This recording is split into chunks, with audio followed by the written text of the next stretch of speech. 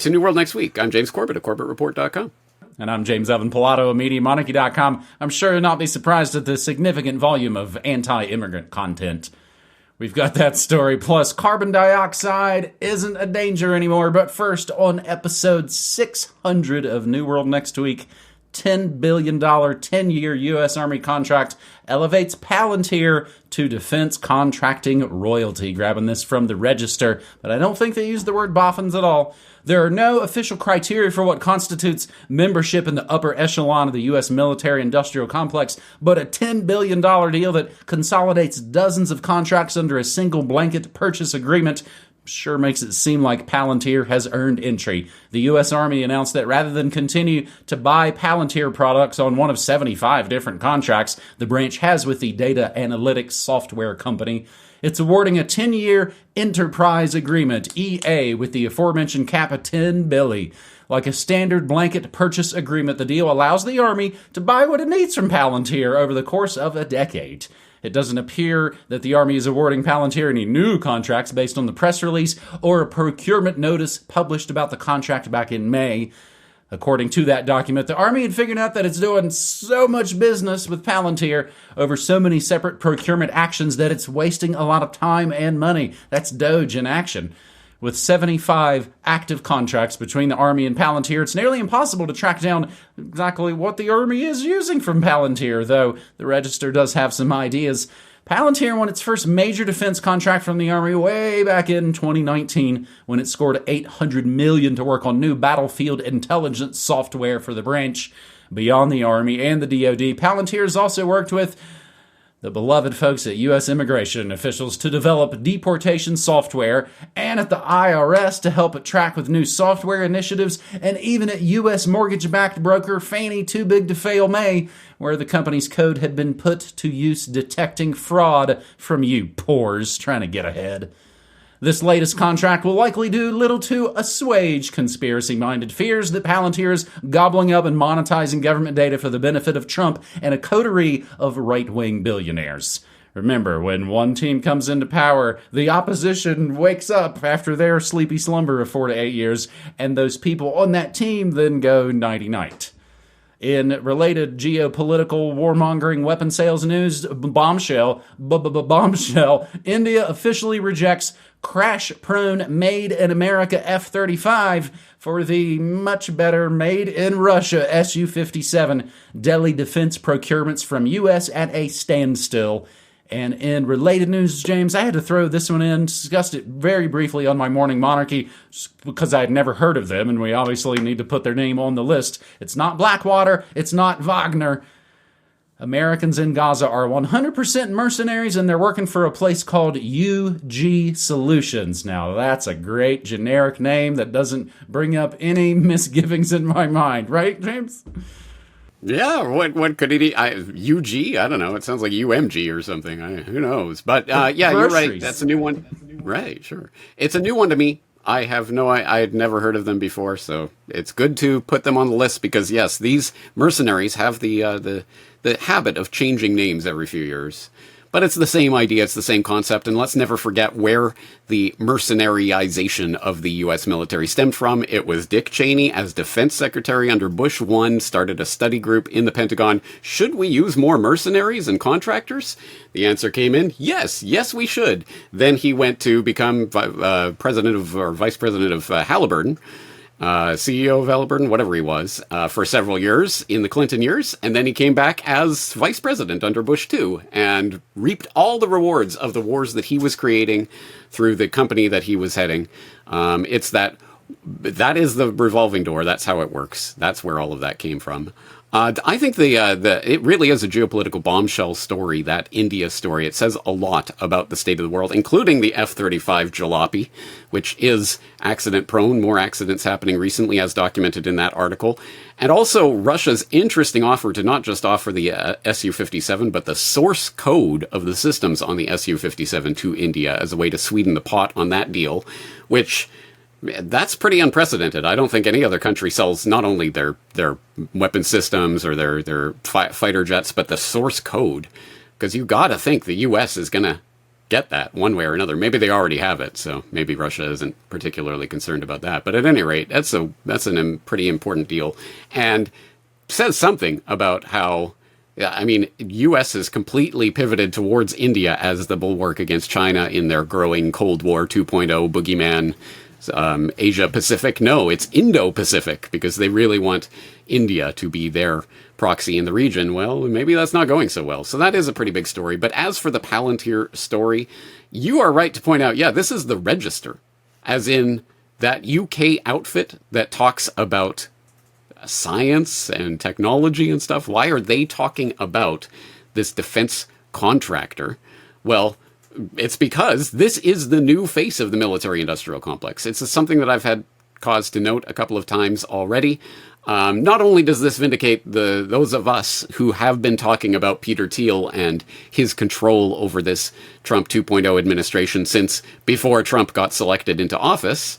As reference, I'll put in my strange story of Peter Thiel, specifically part 2 that I wrote last year on buying politicians is easy. But also, this speaks to something that I have had cause to note several times over the past several months, which is the military-industrial complex is changing.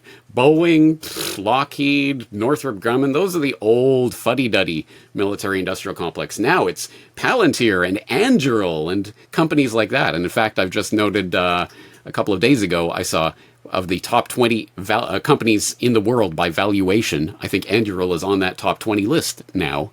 Speaking about coming out of nowhere. And it's not because they're selling products to, mom and pop down on Main Street. It's because they are selling AI automated weaponry of the future to the Pentagon. That's where the big bucks are to be made right now. And you better believe Palantir is part of that new defense contracting royalty. So I think this speaks to the way things are going. And it doesn't speak well, but at any rate, it's good to put it on the record and note where the fact that the military-industrial complex is changing. It's not going away. It's just changing faces. Elon got some of our astro persons to the International Space Station lickety-split last week. We will try to add more supplemental links. Maybe if you guys know anything extra about UG Solutions, of course, you can always post those in the comments. And yeah, it's a great way to avoid, pesky war crimes tribunals. That wasn't us. That was DynCorp stacking naked prisoners and pointing at them. And the source code thing, good grief. I mean, John Deere tractors won't even give you the source code. That's going to let you, repair it yourself or something. Or possibly install backdoors and maybe sell it to your political allies? That's the first story on this New World Next Week, episode 600, and skeptics for the win again. The U.S. EPA, the Environmental Protection Agency, decides CO2 isn't a danger anymore, so they can reverse carbon emission standards. This from azpha.org. AZPHA, everything we say and play, always included in the show notes. This week, EPA administrator said he will rescind the 2009 endangerment finding that has underpinned the EPA's regulation of carbon dioxide, the hated CO2, and other greenhouse gases. If upheld by the courts, and that's going to be the biggie if, the decision will eliminate the EPA's regulation on greenhouse gases with implications for global climate change. The foundations for regulating carbon dioxide traces back to the 1970 Clean Air Act, which authorized the EPA to regulate air pollutants that may endanger public health, and maybe we'll spray a bunch of stuff too. Initially, CO2 and other greenhouse gases weren't considered pollutants under the law. That changed with the 2007 Supreme Court case Massachusetts versus EPA, in which the unelected Black Robe 9 ruled that greenhouse gases are air pollutants under the Clean Air Act and must be regulated if the EPA determines they pose a risk. So then, in 2009, the Obama-era EPA issued the endangerment finding, concluding that CO2 and other greenhouse gases do endanger public health and welfare due to their role in climate change. That triggered regulatory requirements, starting with fuel economy and emission standards for motor vehicles, regulations on large industrial sources like power plants, cement manufacturers, and oil refineries. Not the, weaponized plutonium military factories, though, or clean up the ones that have been leaking for decades. Over the next several years, the EPA launched a suite of regulatory actions like vehicle emission standards, permitting of major industrial sources, and the 2015 Clean Power Plan, which focused on making electricity plants slowly shift to lower emission sources. Enforcement came through a mix of carrots and sticks. Permit requirements, monitoring and reporting standards, and potential penalties for non-compliance. They might enforce all this stuff selectively. The new EPA now argues that the scientific and legal basis for the endangerment finding is flawed and that carbon dioxide and other greenhouse gases, methane, don't meet that standard anymore, which, if upheld by the courts, would eliminate all the reduction measures developed and implemented since 2009. Given that 2009's endangerment finding has survived multiple legal challenges, EPA's reversal, this is, almost certain to be challenged in court. Expect lawsuits from states, environmental groups, and possibly industry players who have already invested in the stupid thing you told us to do 15 years ago. Legal challenges will likely stretch on for years, and so will the uncertainty facing regulators, industry, and communities dealing with the accelerating impacts of climate change. In the short run, much will depend on what federal district and appellate courts decide and whether they issue a stay on the EPA decision. In the longer term, much will depend on the results of America's Next Top Zionist 2028 season.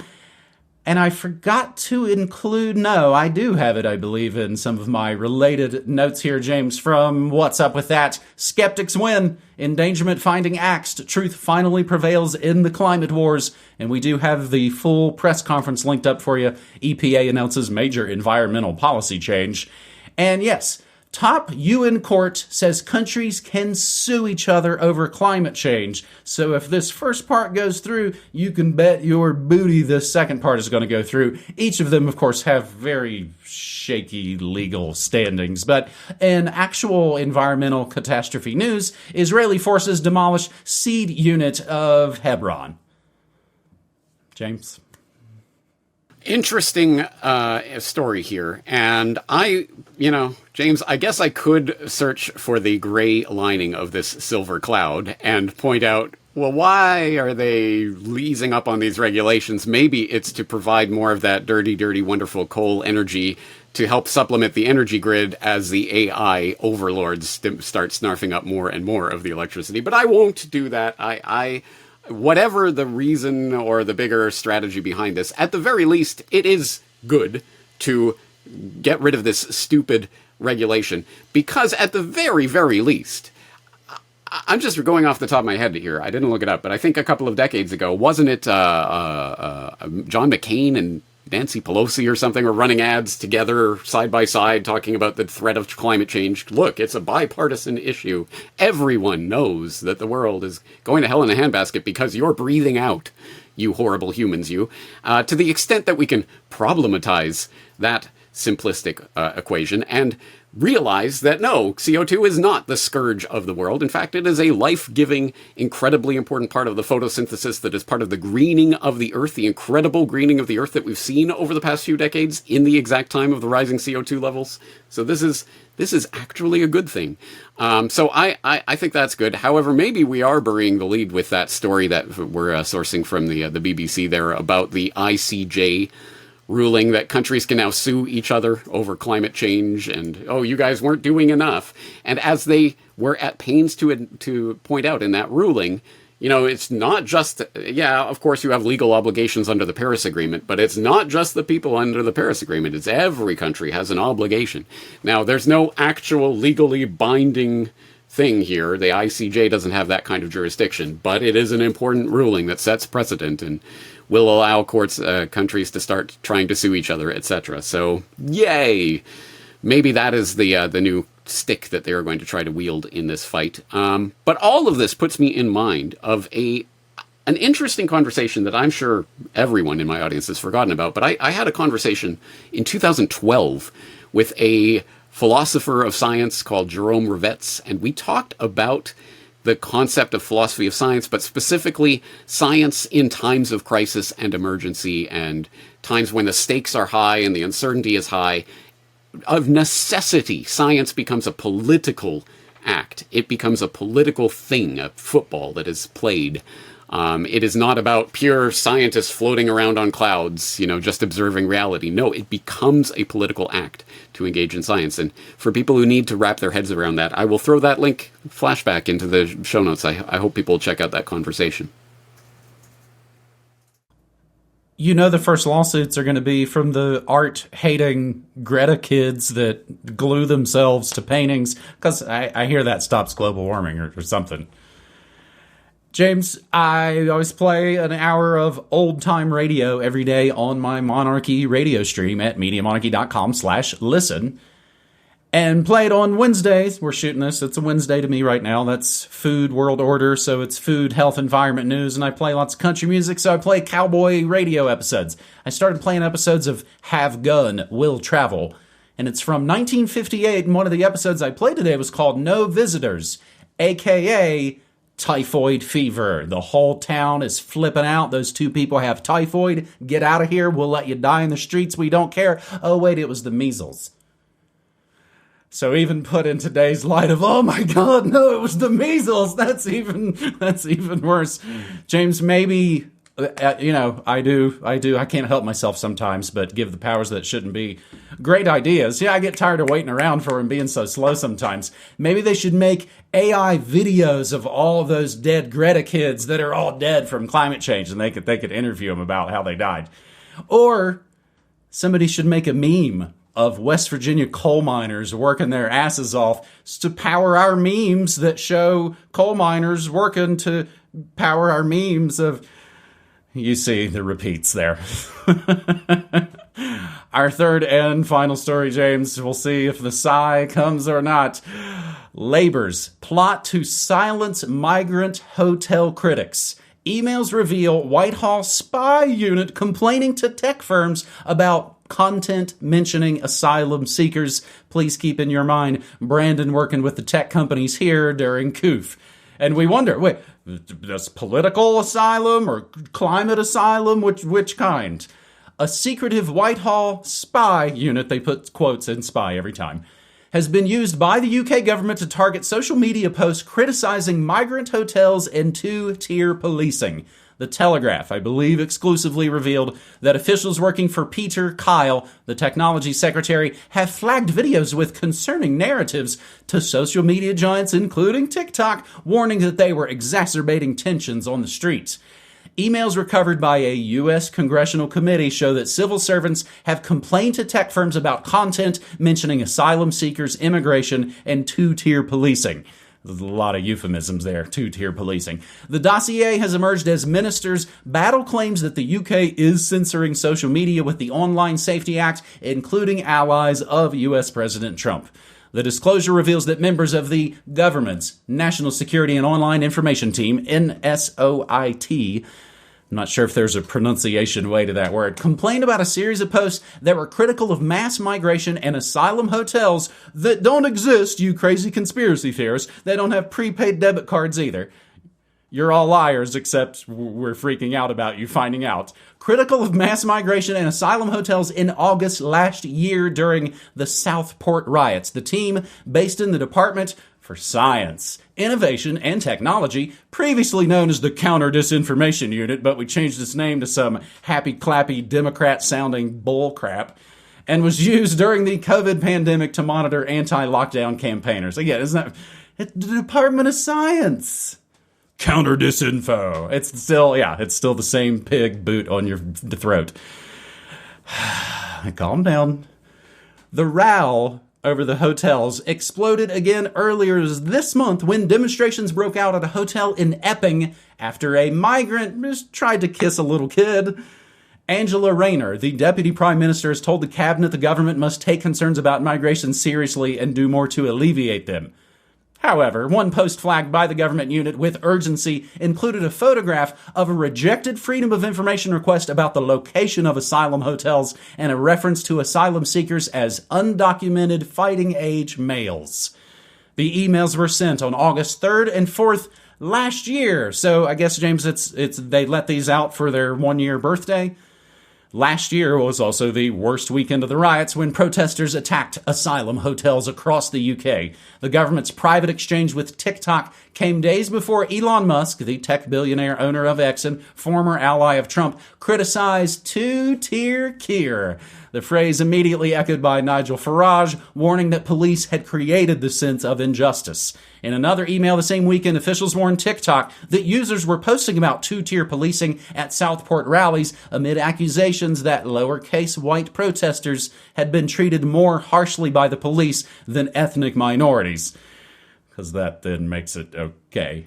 It said, I'm sure you will not be surprised at the significant volumes of anti-immigrant content directed at Muslim and Jewish communities, as well as concerning narratives about the police and a two-tier system we're seeing across the online environment. Officials requested that TikTok explain, quote, any measures you've taken in response as soon as you are able to. You tell us what you're doing the second you do it.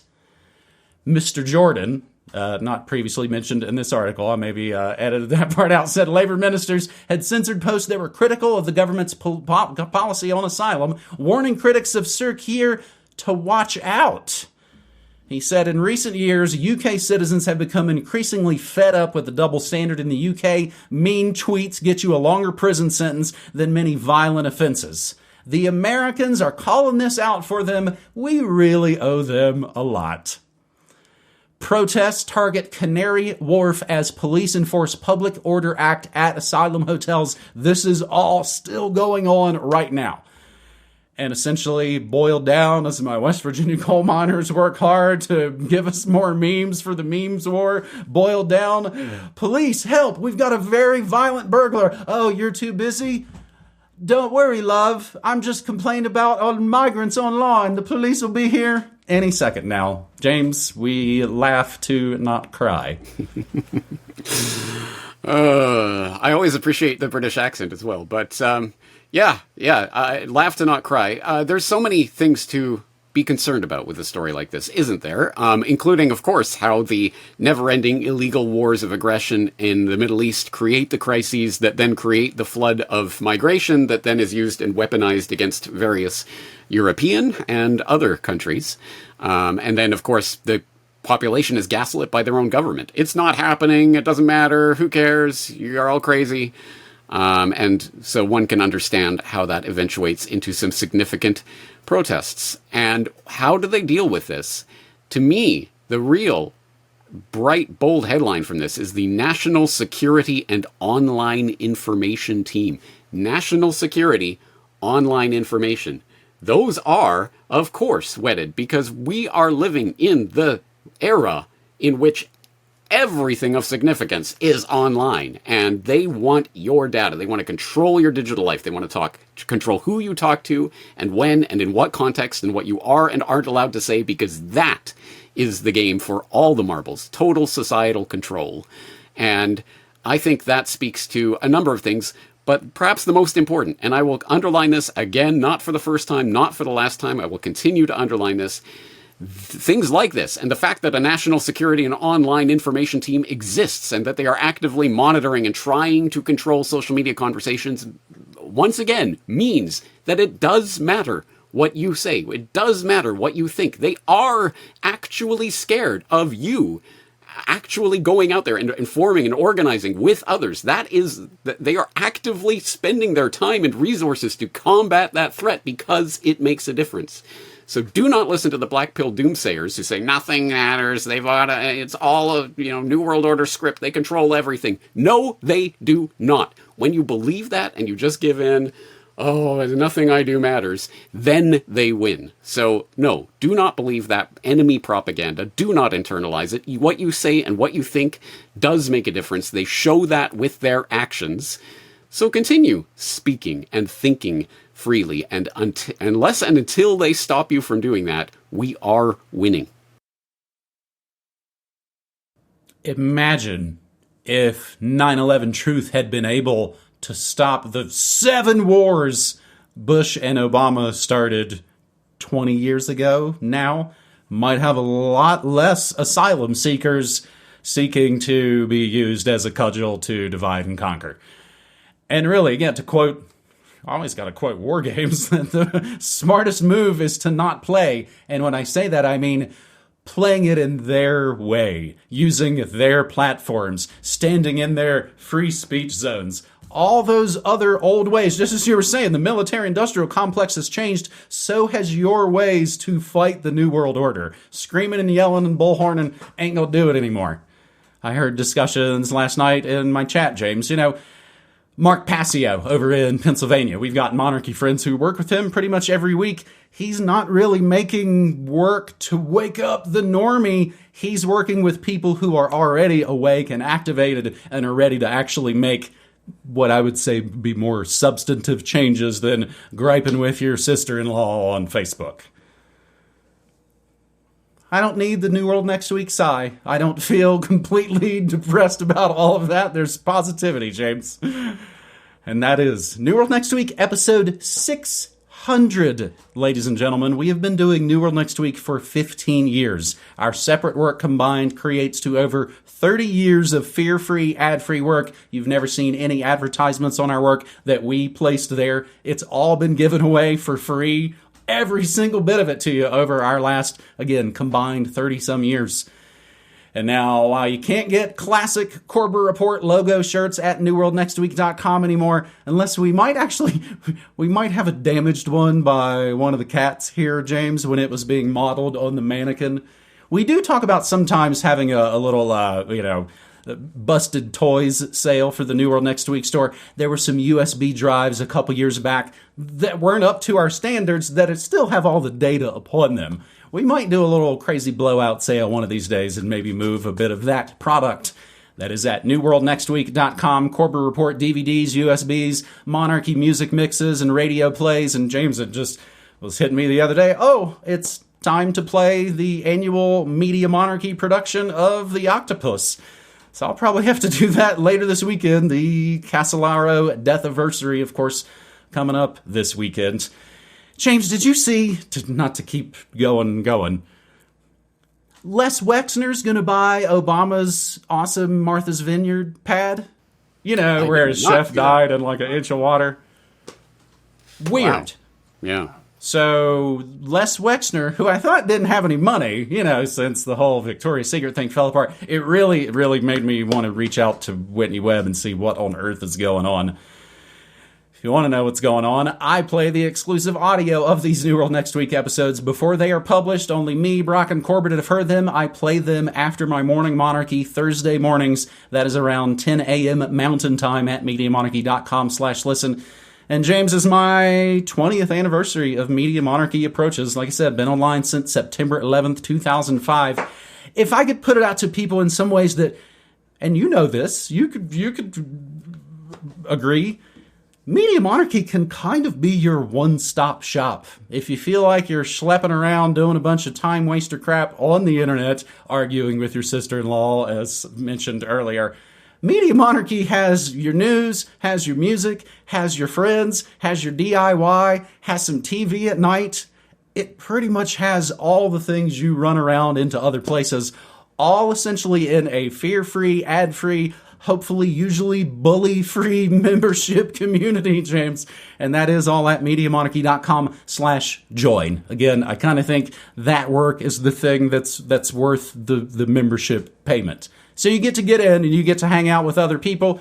And again, there are people, James, they're in there 24/7. And you can pop in there and go, oh my God, I need to work on this thing in my garden, or my kid, or a fix in my home, or have you seen that new movie? It's a bit like a friendship, James. And the stranger the world gets, I find places like the Media Monarchy community to be that much more important. That is my hard sell at the end of New World Next Week, episode 600, buddy. Awesome. And just on a Corbett Report deprogramming note, I thank you to the people who have, in the past couple of episodes, wondered, is James okay? He looks so he looks exhausted. Is he all right? I am fine. I am amazingly fine. I'm awesome. I am fired up. I'm passionate. I'm 100% firing on all cylinders. But I'm dripping with sweat because it is incredibly hot in the Japanese summer and I don't have air conditioning. So thank you to the people who are concerned about my well-being. I am totally fine. I'm just a bit hot. On that note, though, I am going to do what I do, I think, every August at this point, which is take a couple of weeks off of the public production of the regular series and stuff. Don't worry, I'm not actually going any on vacation. I'm just going to continue working behind the scenes, but I will probably be not posting as much during the rest of August. I think we're still on for New World next week, at least most weeks here, but I will not be posting all the Solutions Watch and podcasts and stuff as usual, or the subscriber newsletter as usual. So anyway, August will be quieter at CorbettReport.com. Thank you for all the people emailing in their concern, but I am totally fine. But you may notice the sweat literally dripping off of me as I record this. I think we'll leave this there. Though, James, thank you again for the stories. Looking forward to doing it again. Thanks so much, buddy. Take care, man.